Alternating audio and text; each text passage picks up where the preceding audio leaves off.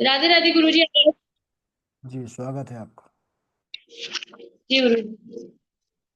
स्वस्ति श्री गणेशाय नमः। श्री महासरस्वती नमः। श्री राधा कृष्ण चरण कमलेभ्यो नमः। श्री गुरुवे नमः। अस्मद्गुरुभ्यो नमः। अस्मद् सर्वगुरुभ्यो नमः। श्री राधा कृष्णाभ्यां नमः। श्रीमते रामानुजाय नमः।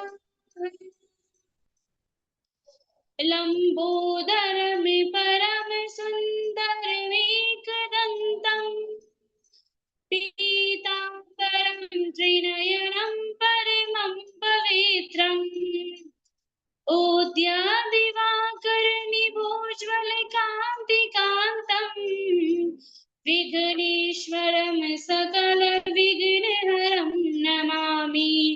शरीरं स्वरूपं ततो वा कलत्रं यशस्मरुचित्रं धनं मेरुतुल्यम् मनश्चैनलग्नं श्रीगुरुरङ्घ्रिपद्मे ततः किं ततः किं ततः किं ततः किं नारायणं नमस्कृत्यं नरं चैव नरोत्तमं देवीं सरस्वतीं व्यासं ततो जयामुदीरयेत्। वराहपीडं नटवरवपु कर्णयो कर्णिकारम् विप्रदवासः कनककपिशं वैजयन्तीं च मालां रन्ध्राणि वेणोरधरसुधया पूरयन् गोपवृन्दैर्वृन्दारण्यं स्वपदरमणं प्राविशद्गीतकीर्ति करारविन्देन पदारविन्दम् मुखारविन्दे विनिवेशयन्तम् वटस्य पत्रस्य पुटे शयानं बालं मुकुन्दं मनसा स्मरामि। रामाय रामभद्राय रामचन्द्राय वेदसे रघुनाथाय नाथाय सीताया पतये नमः। अञ्जनानन्दनं वीरं जानकी शोकनाशनं कपिक्षमक्षहन्तारं वन्दे लङ्काभयङ्करं। कृष्णाय वासुदेवाय हरे परमात्मने प्रणतः क्लेशनाशाय गोविन्दाय नमो नमः।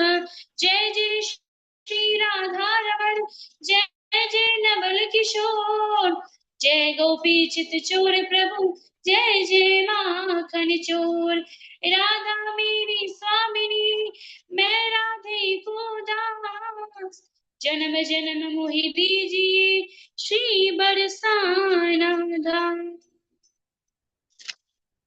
अनंत कोटि ब्रह्मांड नायक अचित्य कल्याण गुणगण निधान सर्वेश्वर सर्वाधिपति अकारण करुणा वरुणालय अकारण करुणा कारक सकल जन्य कल्य शाप हारक पर परम ब्रह्म निर्गुण निराकार सगुण साकार जगदेक बंधु करुणैक सिंधु सच्चिदानंदन परमात्मा श्री कृष्ण एवं श्री किशोरी जी के चरणों में मेरा बारंबार प्रणाम। समुपस्थित भागवत भक्त एवं कथा अनुरागी सज्जनों भक्ति में मात्र शक्ति भगनी बांधवो सिया राम मैं सब जग जानी करहूं प्रणाम जोरी जुग पानी। तो सज्जनों आइए हम सब जो है कथा में प्रवेश करने से पूर्व 2 मिनट से जो है हरिनाम संकीर्तन करेंगे तत्पश्चात श्रीमद् भागवत रूपी इस गंगा में हम गोता लगाएंगे। सिया राम हरे सिया राम सिया राम हरे सिया राम हरे सिया राम हरे सिया राम हरे हो सिया राम हरे सिया राम हरे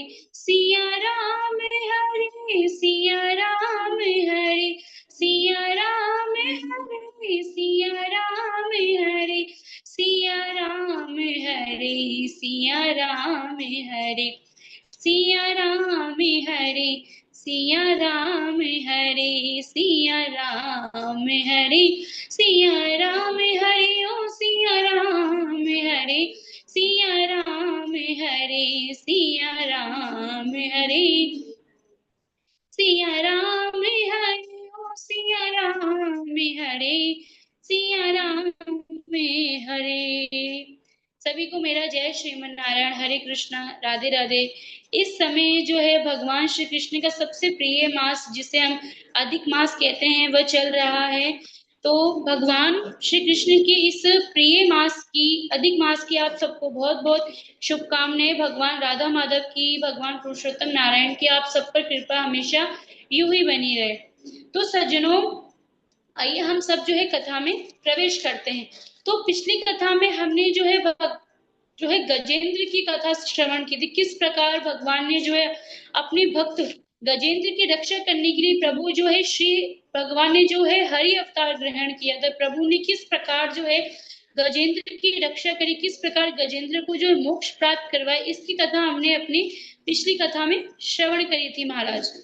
तो आगे श्री सुखदेव जी महाराज राजा परीक्षित से कहते हैं कि हे परीक्षित, पांचवें मनु तामस के भाई रेवत हुए, छठवें चक्षु के पुत्र चाक्षुष हुए। इस मनवंतर में भगवान ने समुद्र मंथन करवाया, भगवान ने समुद्र मंथन की लीला करी, देवताओं को जो है अमृत पिलाया।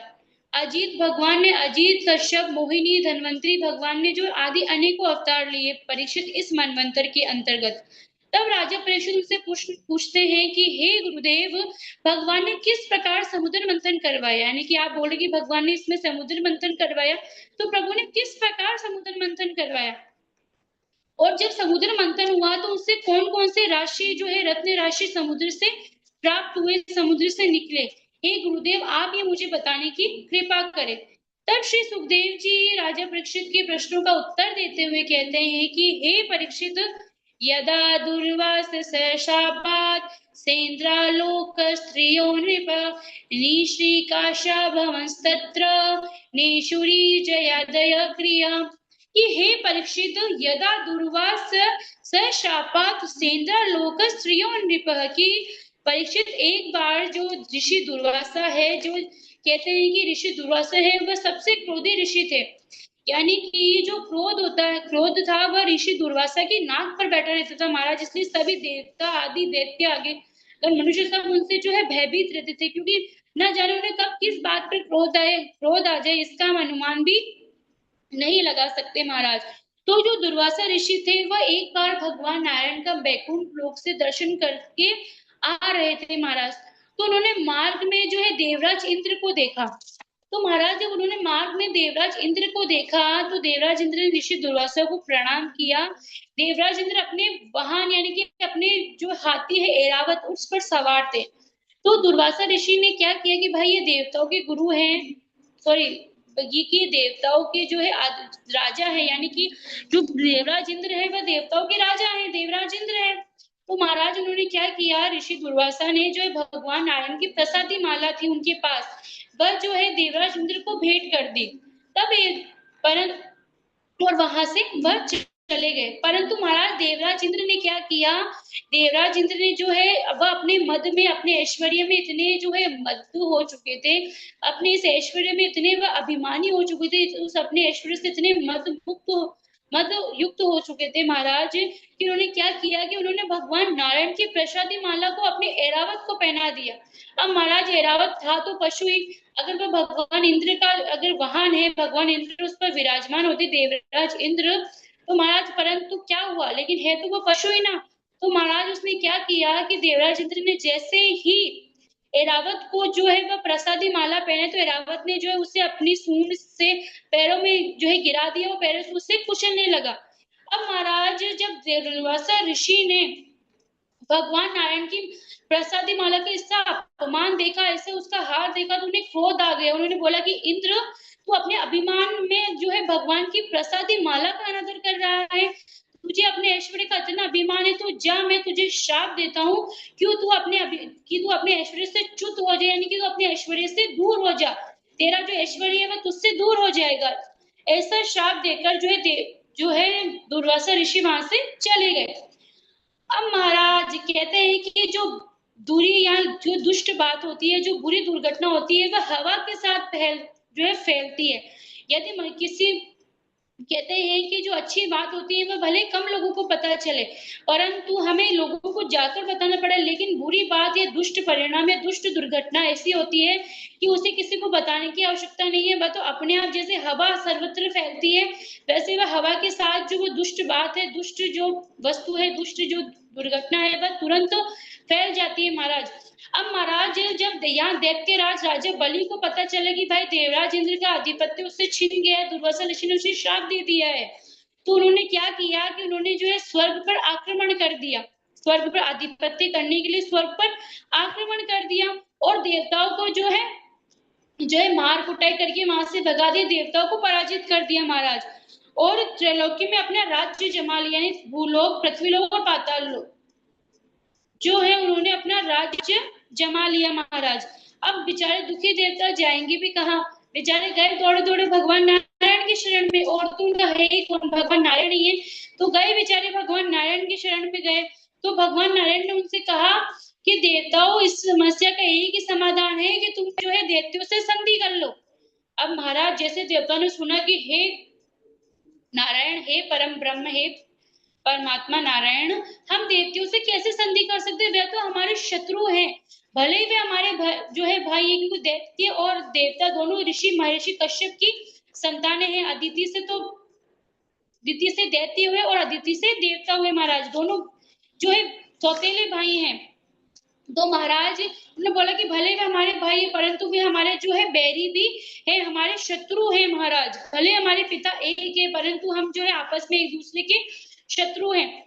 तब भगवान नारायण ने उन्हें एक विचार दिया, यानी भगवान नारायण ने उन्हें एक उपाय बताया कि हे देवताओं सुनो, कि अरियोपि हि संधेया सती कार्यार्थि गौरवे, अहिमूषक वद देवा सती कार्यार्थ अहिमूषक वद देवा रियतस्य पदवीम गते, कि देवताओं अरियोपि हि संधेया सती कार्यार्थ गौरवे, कि देवताओं अपना काम बनाने के लिए यदि शत्रु से भी मित्रता करनी पड़े तो कर लेना चाहिए महाराज। हमारे इधर कहावत है कि समय आने पर गधे को भी बाप बनाना पड़ता है, यानी कि समय आने पर यदि हमारा कार्य उस मनुष्य के द्वारा होगा तो हमें समय आने पर अपने शत्रु से भी मित्रता कर लेनी चाहिए। हमें ये नहीं सोचना चाहिए महाराज कि ये हमारा शत्रु है, हम इससे मित्रता क्यों करेंगे, हम जो है इसके सामने जो है नमस्कार जो है नतमस्तक क्यों है। नहीं, यदि हमारे कार्य सिद्ध हो रहा है तो हमें जो है बिल्कुल भी संशय नहीं करना चाहिए और तुरंत मित्रता कर लेनी चाहिए। भगवान नारायण ने बोला कि तुम्हें जो है अहिमूषक न्याय का जो है सहायता, अहिमूषक न्याय का सहारा लेना चाहिए, आश्रय लेना चाहिए। तब देवता ने बोला कि हे प्रभु, ये अहिमूषक न्याय क्या है? यानी कि आप बता रहे अहिमूषक न्याय का सहारा हम ले, तो प्रभु ये अहिमूषक न्याय है क्या? तब भगवान नारायण ने कहा कि देवताओं, एक सपेरा था, उसने क्या किया कि उसने अपने पिटारी में एक सर्प को बंद कर लिया। बहुत दिनों से वह सर्प बेचारा भूखा प्यासा उसके अंदर जो है बैठा रहा था। टोकरी में से सर्प बाहर कैसे निकले महाराज? तो वह उसमें बैठा था। अब क्या हुआ कि एक दिन क्या हुआ, जो मूषक होता है चूहा, उस पिटारी में घुस गया। अब महाराज जैसे उसने पिटारी में घुसा मूषक, अब जैसे सर्प की दृष्टि मूषक पर पड़ी तो मान उसने सोचा कि आहा, मेरा भोजन तो खुद चलकर मेरे पास आ गया है। परंतु उसने तुरंत विचार किया कि यदि मैंने अभी इसे खा लिया तो महाराज मैं यहाँ से कभी भी जो है बाहर नहीं निकल पाऊंगा, ये और ये सपेरा ना जाने मेरे साथ क्या करेगा महाराज। तो उसने क्या किया कि उसने एक योजना बनाई। उसने क्या योजना बनाई कि उसने चूहे को अपना मामा बना लिया। उसने बोला कि मामा श्री, आप यहाँ पे क्या कर रहे हैं? तब चूहे ने बोला कि अरे भाई, मैं तुम्हारा मामा कब से हो गया, तो मुझे अपने मामा श्री कैसे बोला? अरे यार, तब उस चूहे ने बोला, सर्प ने बोला कि नहीं नहीं, आप तो मेरे मामा जी हैं। तब उसने बोला कि हे मामा जी, आप जानते हैं ये सपेरा बड़ा दुष्ट है, इसने मुझे ना जाने कितने दिनों से इस पिटारी में बंद करके रख रखा है और कुछ खाने को भी नहीं देता है। तो मामा जी आप एक कार्य कीजिए, आप जो है इस पिटारी को अपने नुकीले दांतों से इसे काट दीजिए। तब चूहे ने बोला कि अरे, यदि मैंने ऐसा किया तो, और अगर मैंने इसे काट दिया और तुम यहाँ से मुक्त हो गए तो फिर तुम मुझे जो है खा लोगे। तुम तो है मेरा भक्षण कर लोगे, मुझे नष्ट कर दोगे, जो है मुझे गप कर जाओगे। तब सर्प ने बोला, अब सर्प देखो बड़ा क्या बोलता है कि नहीं नहीं मामा जी, मैंने तो व्रत ले रखा है। सांप जो है, मैं जो है चूहों को नहीं खाऊंगा, मैंने चूहों को ना खाने का व्रत ले रखा है, इसलिए मैं, आप निश्चित रहिए, मैं जो है ऐसा कोई भी कार्य नहीं करूंगा महाराज। पर अब जो चूहा है वो बेचारा उस सांप की मधुर मधुर वाणी में, उसकी जो है चिकनी चुपड़ी बातों में आ गया। अब उसने क्या किया कि अपने नुकीले दांतों से पिटारी में छेद कर दिया, जिससे वह दोनों आराम से बाहर निकल सकते थे। तब उसने जब चूहा पहले जाने लगा तो सर्प ने विचार किया कि यदि चूहा पहले चला गया तो ये जो है मेरा भोजन मुझसे दूर हो जाएगा। तब चूहे ने क्या बोला, तब सर्प ने क्या बोला कि हे मामा जी, आप मुझे पहले जाने दीजिए, फिर आप जो है वापस, मैं जाकर देखती हूँ कि वो सपेरा तो बाहर नहीं है, यानी कि ऐसे चिकनी चुपड़ी बातों में उसे फंसा रहा है वो सांप।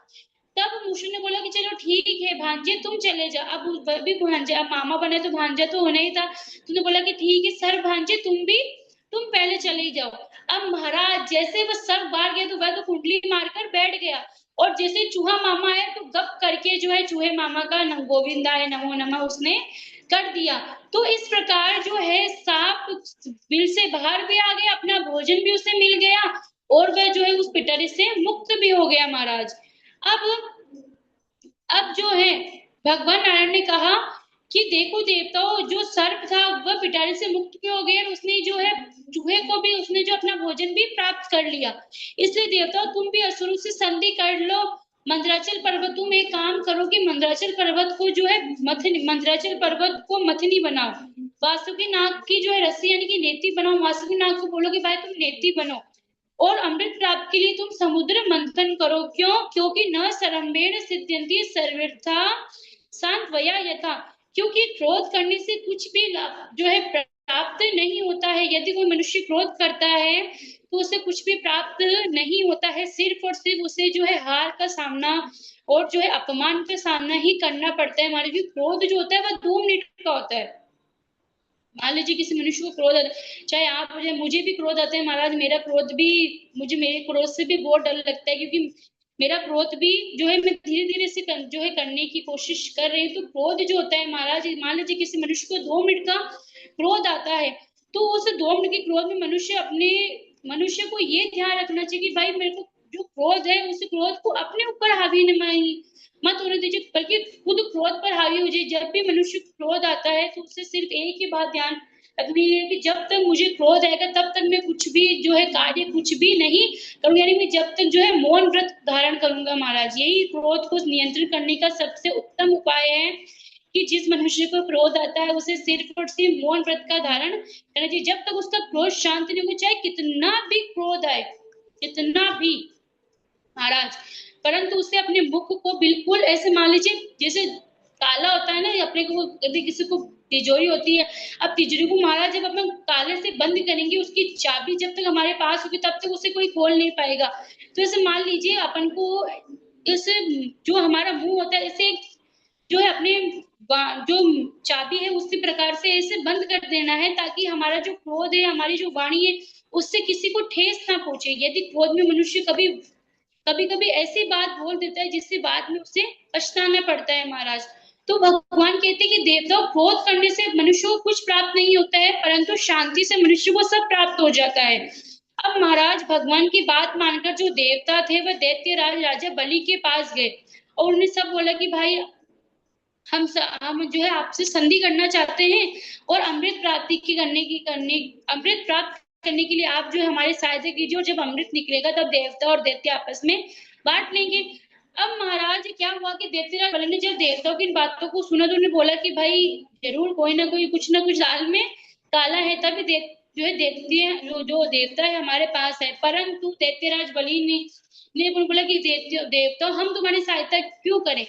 तब देवताओं ने बोला कि हे दैत्यराज राजा बोले, जब समुद्र मंथन करेंगे तो उसमें से अमृत की प्राप्ति होगी, तो वह अमृत जो है देवता और दैत्य दोनों में बराबर बटेगा, इसलिए आप जो है हमारी सहायता कीजिए महाराज।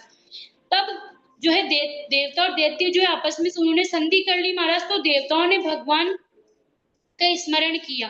क्यों स्मरण किया? क्योंकि जब मंदराचल पर्वत को उखाड़ तो लिया, परंतु मंदराचल पर्वत कोई छोटा मोटा पर्वत तो नहीं था नहीं, विशालकाय महापर्वत था महाराज, तो मंदराचल पर्वत को समुद्र तक लेकर कैसे जाए।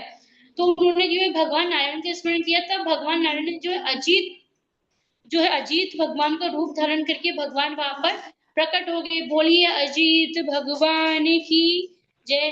तो भगवान अजीत भगवान ने क्या किया, उन्होंने अपने एक हाथ से मंदराचल पर्वत को उठाया और उसे समुद्र में स्थापित कर दिया। उन्हें समुद्र में स्थापित कर दिया, उसे रख दिया। अब महाराज देवता असुर दोनों वासुकी नाग के पास गए, क्योंकि समुद्र मंथन करने के लिए रस्सी तो चाहिए महाराज। तो उन्होंने वासुकी नाग के पास बोला कि चलो वासुकी, समुद्र मंथन करना है, तुम जो हमारे साथ चलो, हम तुम्हारी नेति बनाएंगे, ये तुम्हारी रस्सी बनाएंगे। तब वासुकी ने बोला कि अरे भाई ये तुम क्या कह रहे हो, तुम जो है समुद्र उस मंदराचल पर्वत में मेरा घर्षण करोगे तो मेरा सारा शरीर जो है लहू लुहान हो जाएगा, मुझे बड़ा कष्ट होगा। तब देवताओं ने बोला कि अरे वासुकी तुम इसकी चिंता मत करो, जब अमृत में बटेगा तो तुम्हें भी तो मिलेगा। समुद्र मंथन से जब अमृत आएगा तो तुम्हें प्राप्त नहीं होगा क्या, इसलिए तुम चलो, थोड़े से कष्ट में जो है तुम्हें अमृत मिलेगा, इसलिए इस कष्ट को भूलकर हमारी सहायता करो। अब महाराज जी जो वासुकी नाग है वह देवताओं की बातों में आ गया। उसने जो है वासुकी नाग जो है समुद्र मंथन में नेति बनने को तैयार हो गया। तो महाराज जब समुद्र मंथन होने लगा तो वासुकी नाग के जो मुख वाला हिस्सा है वह देवताओं ने पकड़ लिया, और जो पूंछ वाला हिस्सा है वह देवता जो है दैत्यों के हिस्से आया। तो महाराज जो है दैत्यों ने बोला कि अरे ये जो पूंछ वाला हिस्सा है, हम जानते हैं कि ये पूंछ वाला हिस्सा बड़ा अशुभ होता है, हम भी तो उच्च कुल में उत्पन्न हुए महर्षि कश्यप के हम संतान है, हम पूंछ वाला हिस्सा नहीं लेंगे, हम तो मुख वाला हिस्सा लेंगे। तब देवताओं ने बोला बेचारे जो दैत्य हैं वह तो तुच्छ बुद्धि के हैं, अब उन्हें पता नहीं कि जब मंथन करेंगे तो ज्वाला निकलेगी जो है भयंकर। उन्होंने सोचा कि भाई हमें तो पूंछ वाला हिस्सा दे दिया, हमें तो ये जो है नीच मानते हैं, हमें तो ये छोटे मानते हैं, इसलिए हमें पूंछ वाला हिस्सा दे दिया। परंतु दैत्यों ने बोला कि हम तो जो है महाराज उच्च कुल में उत्पन्न हुए महर्षि कश्यप की हम संतानें हैं, तो हम जो है पूंछ वाला हिस्सा नहीं लेंगे, हम तो मुख वाला हिस्सा लेंगे महाराज।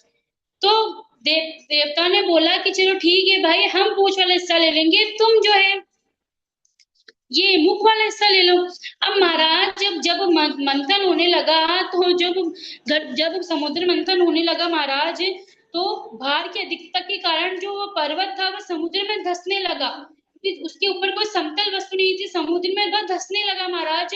तब भगवान नारायण का पुनः देवताओं ने स्मरण किया। तब भगवान नारायण ने यहाँ पर दूसरा अवतार जो कश्यप अवतार भगवान ने यहाँ पर धारण किया। भगवान ने समुद्र मंथन में पहला अवतार धारण किया था अजीत भगवान का, और दूसरा भगवान ने धारण किया था कच्छप भगवान का। तो बोलिए कच्छप भगवान की जय। तो भगवान ने क्या किया कि मंदराचल पर्वत के नीचे जाकर प्रभु खड़े हो गए, यानी प्रभु तब भगवान ने मंदराचल पर्वत को अपनी पीठ पर रख लिया। अब महाराज भगवान ने मंदराचल पर्वत जब अपनी पीठ पर रखा और समुद्र मंथन होने लगा, तो भगवान को ऐसे लगा कि भाई कोई धीरे धीरे हमारी पीठ सहला रहा है, यानी कि भगवान को लग रहा है कि कोई धीरे धीरे, जैसे हम कोई धीरे धीरे अब किसी वस्तु पर हाथ फेरते तो भगवान को लगा कि भाई चलो मेरे को जो है खुजली हमारी जो कोई खुजली मिटा रहा है, मैं धीरे धीरे जो है भगवान को अब भगवान घर्षण हो, लेकिन भगवान को इसका तनिक पे एहसास नहीं, क्योंकि भगवान तो साक्षात परम ब्रह्म नारायण है, भगवान से सब सृष्टि सर्जन करता, समुद्र वगैरह सब भगवान से, पर्वत वगैरह सब प्रभु से ही बने हुए महाराज। तो भगवान को लगे कि भाई कोई धीरे धीरे हमारी पीठ सहला रहा है। अब महाराज जब देवता और दैत्यों ने मंदराचल पर्वत को उठा हुआ देखा तो महाराज मंथन करने लगे, और भगवान नारायण में अब महाराज जब मंथन हुआ तो जो देवता थे, तो भगवान नारायण देवताओं में देवी शक्ति के रूप में, असुरों में आसुरी शक्ति के रूप में, और वासुकी में निद्रा के रूप में प्रभु प्रविष्ट हो गए महाराज। अब वासुकी नाग जब समुद्र मंथन हुआ तो वासुकी नाग से जो है भयंकर ज्वाला निकली, जिससे अनेकों दैत्य झुलस गए, अनेकों दैत्य जल गए महाराज। इसी समय भगवान की जो है प्रेरणा से वो जले, तो भगवान की प्रेरणा से जो मेघ है वो मंद मंद वर्षा करने लगे, मंद मंद बरसने लगे महाराज। अब जब समुद्र मंथन आगे बढ़ा तो समुद्र मंथन सर्वप्रथम निकला हलाहल नामक विष महाराज। वह विष इतना भयावह था, इतना भयानक था महाराज कि उससे त्रिलोकी में हाहाकार मच गया, सभी देवता दैत्य जलने लगे, और देवता जो है भागे भागे भगवान शंकर के जो है पास है। क्योंकि इस संसार में अमृत तो सब पी सकते, परंतु विष सिर्फ और सिर्फ भूत भावन महादेवी पा सकते, महादेवी ग्रहण ग्रहण कर सकते हैं। क्यों? क्योंकि विष पीने की सामर्थ्यता सिर्फ और सिर्फ हमारे महादेव में ही है, हमारे शंकर में ही, हमारे भोलेनाथ में ही है। क्यों? क्योंकि अमृत तो हर कोई पान कर सकता है, परंतु विष विष सिर्फ और सिर्फ महादेव ही पा सकते हैं। महादेवी जो है, जो महादेव के अंदर ये सामर्थ्यता है कि वो विष को जो है पान कर सकते हैं महाराज। तब भगवान शंकर ने जब देवताओं और प्राणियों पर के इस दुख को देखा तो उन्होंने हलाहल नामक विष को जो है माता पार्वती की अनुमति से ग्रहण करने का विचार किया। अब महाराज भगवान शंकर ने उस हलाहल नामक विष को जो है अपनी हथेली पर रखा और उसका पान कर गए। अब जैसे माता पार्वती ने देखा कि भाई ये हलाहल नामक विष इतना उत्तेजित है, इतना ज्वालामुखी है, इतना तेज है कि यदि भगवान शंकर के उदर में उतर गया तो ये जो है भगवान को जो है विकार न कर दे। तो माता पार्वती ने क्या किया कि अपना हाथ भगवान शंकर के कंठ पर रख दिया। उन्होंने बोला कि प्रभु इस विष को आप नीचे मत उतरने दीजिए। तब भगवान ने बोला कि देवी आप निश्चिंत हो जाइए, मैं इसे नीचे नहीं उतरने दूंगा। क्यों? क्योंकि मेरे हृदय में मेरे भगवान श्री राम का वास है और मेरे भगवान श्री राम को कष्ट हो ऐसा मैं कोई भी कार्य नहीं करूंगा। तब भगवान ने क्या किया कि भगवान ने जो है उस विष को अपने कंठ में ही रोक लिया, जिससे भगवान का कंठ जो है वह नीला पड़ गया, जिससे भगवान महादेव का एक नाम और हुआ नीलकंठ। इसलिए भगवान शंकर को नीलकंठ कहते हैं। बोलिए नीलकंठ भगवान की जय। अब महाराज आगे जब विष पीते समय भगवान की हथेली से जो एक बूंद, जब भगवान विष का पान कर रहे थे तो उनकी हथेली से जो एक दो बूंद जो विष की बूंदे थी वो पृथ्वी पर गिर पड़ी, जिससे कीट सर्पों ने, बिच्छुओं ने आदि ने, औषधियों ने आदि ने ग्रहण किया महाराज, और वह विषैले हो गए। अब आप बताइए कि इस संसार में जितना सबसे भयंकर से भयंकर जो पॉइजन है, जहर है, यदि सबसे बड़ा सबसे भयंकर यदि कोई जहर है संसार में तो वह सिर्फ और सिर्फ एक और दो बूंदे ही हैं, बाकी सब तो भगवान शंकर के कंठ में है महाराज। तो देखिए होगा वह जो विष है वह कितना भयावह होगा कि उसकी एक दो बूंद से संपूर्ण संसार का सबसे जहरीला से जहरीला यदि कोई विष होगा तो वो एक दो बूंद के अंतर्गत ही होगा महाराज। बाकी जो है भगवान शंकर ने अपने गले में जो है अपने गले में रख रखा है। अब महाराज पुनः समुद्र मंथन हुआ। अब की बार कामधेनु गाय निकली जो घी दुग्ध जो है घी आदि सब यज्ञ पदार्थों के लिए ऋषियों को दे दी गई, क्योंकि ऋषियों को अपने हवन आदि में दूध दही घी की आवश्यकता पड़ती है, इसलिए ऋषियों को कामधेनु गाय प्रदान की गई। फिर आगे समुद्र मंथन में उच्च श्रवण नामक घोड़ा निकला जिसे राजा दैत्यराज बलि ने ले लिया। उसके बाद ऐरावत नामक हाथी निकला जिसे देवराज इंद्र ने ग्रहण किया। कौस्तुभ मणि निकली जिससे जो स्वतः भगवान नारायण के पास चली गई। और पारिजात वृक्ष जिसे कल्प वृक्ष भी कहते हैं वह स्वर्ग की शोभा बढ़ाने वाला हुआ महाराज। और उसके पश्चात समुद्र मंथन से साक्षात माता लक्ष्मी का प्रादुर्भाव हुआ। बोलिए माता लक्ष्मी की जय। अब महाराज जब माता लक्ष्मी का प्रादुर्भाव हुआ समुद्र से तो महाराज माता लक्ष्मी के प्रकट होते ही दसों दिशाएं प्रकाशित हो गई। क्यों? क्योंकि उनका जो तेज था वो इतना दिव्य कि जो है वह दशों दिशाएं प्रकाशित हो गई कि ततश्चाविर्भू साक्षात् क्षीरमा भगवत परा रंजयन्ती दिशा कांत्या विद्युत्सौदामणि यथा। कि माता लक्ष्मी के प्रकट होते दशों दिशाएं प्रकाशित हो गई महाराज। जो है देवता दानव ऋषि मुनि मनुष्य सभी माता लक्ष्मी को प्राप्त करने के लिए जो है प्राप्त करना चाहते थे, यानी कि बोलते थे कि भाई ये मेरी जो है पत्नी बन जाए, कोई सोचता है ये मेरी बन जाए, कोई सोचता है मेरी बन जाए। अब सभी महाराज जो है एक पंक्तिबद्ध होकर बैठ गए। अब माता लक्ष्मी जो है वरमाला लेकर हाथ में जो है सबसे पहले माता लक्ष्मी की दृष्टि हाथ में उन्होंने वरमाला उठाई और जो है चलने लगी और अपने अनुरूप वर ढूंढने लगी। अब सबसे पहले उनकी दृष्टि किस पर पड़ी? ऋषि दुर्वासा पर। तो ऋषि दुर्वासा को जब उन्होंने देखा तो वह कहने लगी कि नूनम तपो यस्य न मन्यु निर्जयो, कि ये जो दुर्वासा ऋषि तपस्वी तो बहुत है परंतु ये क्रोधी भी बहुत है। उनको न जाने किस बात पर कब क्रोध आ जाए महाराज, इसका कोई भान ही नहीं है, ये कोई पता ही नहीं लगा सकते, इसलिए मेरे अनुरूप नहीं है महाराज। अब आगे बढ़े तो देखा देव गुरु बृहस्पति और दैत्य गुरु शुक्राचार्य बैठे हैं। तब माता लक्ष्मी ने कहा कि ज्ञानम क्वचित तच नाम संग वर्जितम, कि ये दोनों ज्ञानी तो बहुत है परंतु देवता और दैत्यों के चक्कर में हमेशा परेशान रहते हैं महाराज, इसलिए ये भी मेरे अनुकूल नहीं है। अब आगे बढ़ी तो देखा ब्रह्मा जी जो है, आगे बढ़ी तो देखा कि ब्रह्मा जी और चंद्रमा बैठे हैं। उन्हें देख माता लक्ष्मी ने कहा कि कश्चिन कश्चिन महास्तस्य न काम निर्जय, कि भले जो है ब्रह्मदेव जी सृष्टि की रचना करता है, सब कुछ है, चंद्रदेव जो है ये भले सुंदर है, परंतु इन्होंने जो अपने काम पर विजय प्राप्त ये नहीं कर सकी, इनके जो अपने काम पर उन्होंने, अपनी इंद्रियों पर उन्होंने विजय प्राप्त नहीं किए, काम पर विजय प्राप्त नहीं की, इसलिए ये भी मेरे अनुकूल नहीं है। अब महाराज जब आगे बढ़ी तो माता लक्ष्मी ने जो है देवराज इंद्र को बैठे हुए देखा। तब माता लक्ष्मी ने कहा कि स ईश्वरों किम परितोप्य पाशरम, कि ऐश्वर्यशाली तो बहुत है देवराज इंद्र, देवताओं के राजे है, परंतु इन्हें जो है अपनी सहायता के लिए हमेशा दूसरों की जरूरत पड़ती है। यदि इन पर कोई संकट आता है तो इसका सामना खुद नहीं करते हैं, बल्कि इनको दूसरों की मदद लेनी पड़ती है, इसलिए ये भी मेरे अनुकूल नहीं है। अब महाराज जब आगे बढ़ी तो माता लक्ष्मी ने भगवान परशुराम को देखा तो उन्होंने बोला कि धार्मिक तो बहुत है, परंतु प्राणी के प्रति इनके हृदय में सौहार्द नहीं है, भाव नहीं है, इसलिए ये भी मेरे अनुकूल उपयुक्त वर नहीं है। अब आगे बढ़े तो भगवान शंकर बैठे हुए थे। भगवान शंकर को जब माता लक्ष्मी ने देखा कि भाई, तो कहा कि इनमें कोई दोष नहीं है, ये सब दोषों से रहित है, परंतु इनका जो वेशभूषा है वह मेरे अनुकूल नहीं है, इसलिए ये भी मेरे वर के लिए उपयुक्त नहीं है महाराज, इसलिए मैं इनसे भी विवाह नहीं कर सकती। अब महाराज जब माता लक्ष्मी थोड़ी आगे बढ़ी तो उन्होंने पीताम्बर ओढ़े भगवान नारायण को देखा, और क्योंकि भगवान नारायण वैसे नहीं, भगवान नारायण उनकी तरफ पीठ करके वो बैठे हुए थे।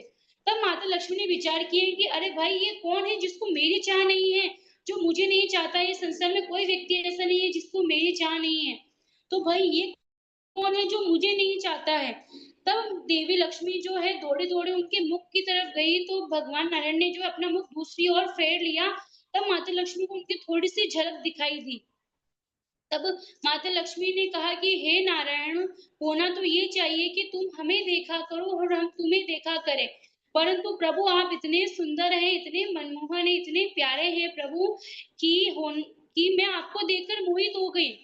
कि संसार मेरे अंदर मोहित, यानी अभी जो व्यक्ति होता है वह जो धन को देखकर मोहित होता है, परंतु जो हमारी धन की देवी है माता लक्ष्मी और भगवान नारायण को देखकर मोहित होकर उनसे बोले कि प्रभु आप इतने सुंदर हैं कि मैं तो जो है, आप हमें देखो ना देखो पर हम तुम्हें देखा करेंगे, प्रभु आप चाहे मुझे देखो ना देखो, परंतु मैं आपको अवश्य देखूंगी।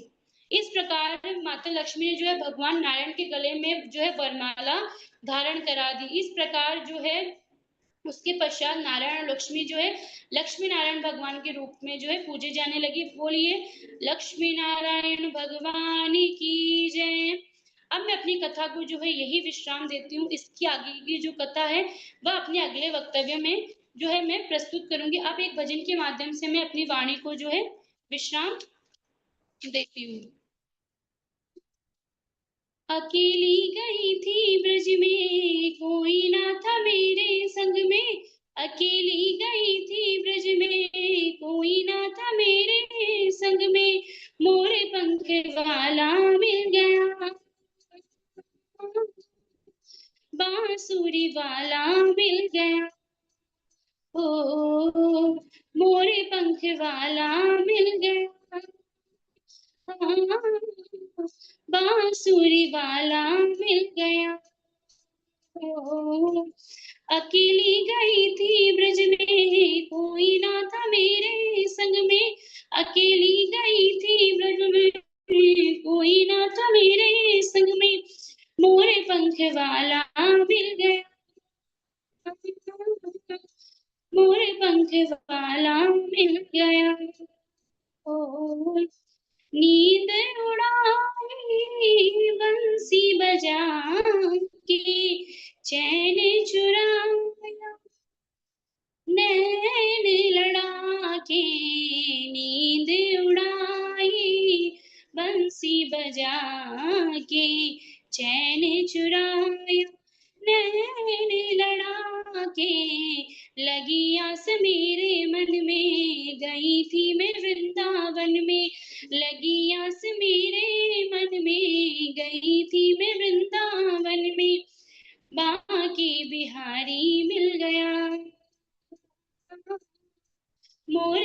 पंख वाला मिल गया।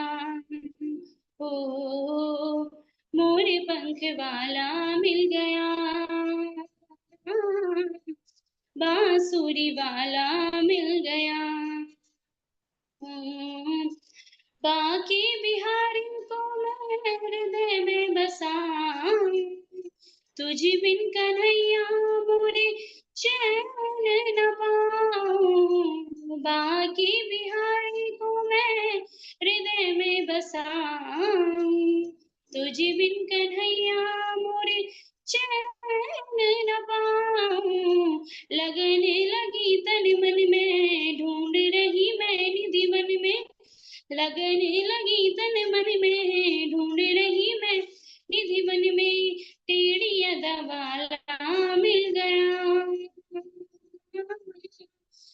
मोरे पंख वाला मिल गया।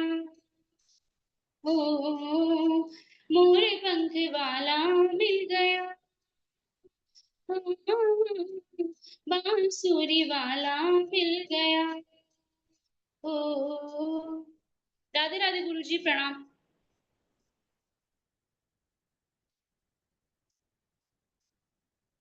राधे राधे गुरु जी।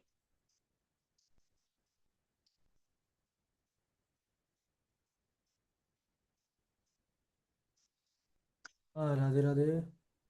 जी जी, बहुत अच्छा। अर्शिता जी, प्रभु कृपा बनी रहे। अच्छा, धन्यवाद कथा गुरु की जी। तैयारी आपकी हो रही है, बढ़िया, आप मेहनत कर रही हैं। धन्यवाद गुरु जी। भजन भी आपने अच्छा गाया, प्रभु कृपा बनी रहे।